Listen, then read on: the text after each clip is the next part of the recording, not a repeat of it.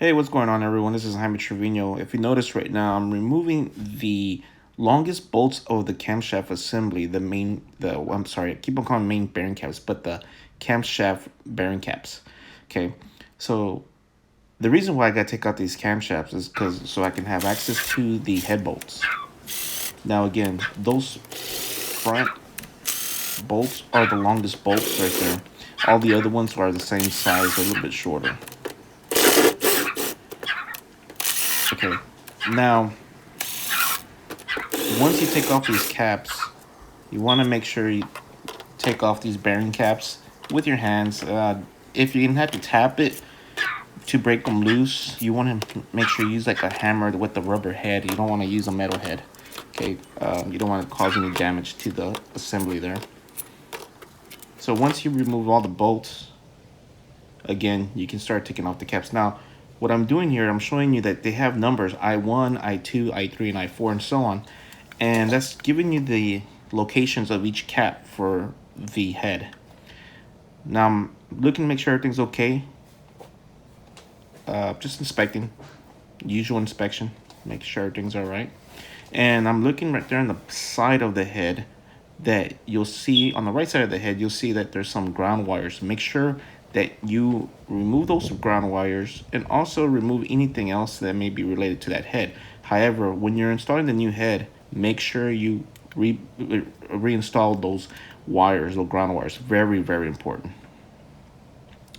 There's a water hose there, or a coolant hose, and that I need to remove as well, so that needs to be done. Now, before you start taking out the head, make sure that you follow the instructions via the Toyota service manual, and you want to make sure that you remove the head bolts properly. Now I'm using a 12mm by 12 point. Okay, forum says that it's a 10mm, but it was a 12.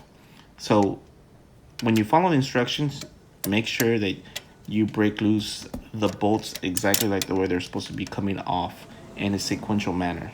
So that's number one right there, if you're seeing that. Now that's going to be number two. So you want to make sure you take that out, break it loose. So number three is already being broken right there. So you go number three. And again, just make sure you follow the service manual. I suggest to pause on the video where I'm explaining the service manual procedures so that you can get a snapshot of it, and then you know exactly how to take out these bolts at that sequential manner, the way they recommend. Again, that's very important because you want to make sure you prevent the head from warping as you're taking out the head.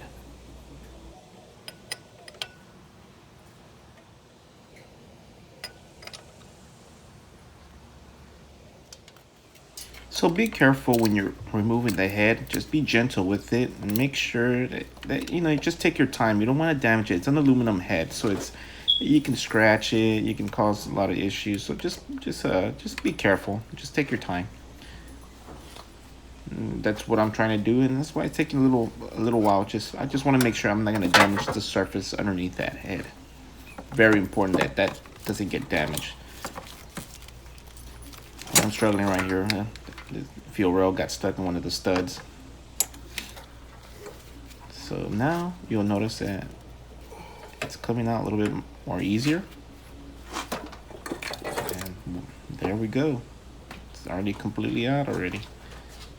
I'm just positioning myself to support my body, make sure that I can pick up this head without letting it drop, fall.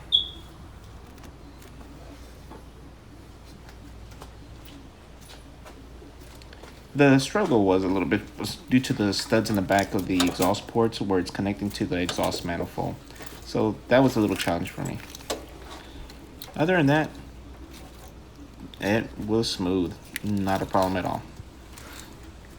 Now I'm ready to pull it out and place it onto my work. So I'm just impressed with the cylinder, how they're not scratched. They look really good for 23,000 miles. I was really impressed with them. But anyways, I hope that this video may help out someone, and good luck when you're out there working on the 2zz engine. Hope this helped. Take care, guys.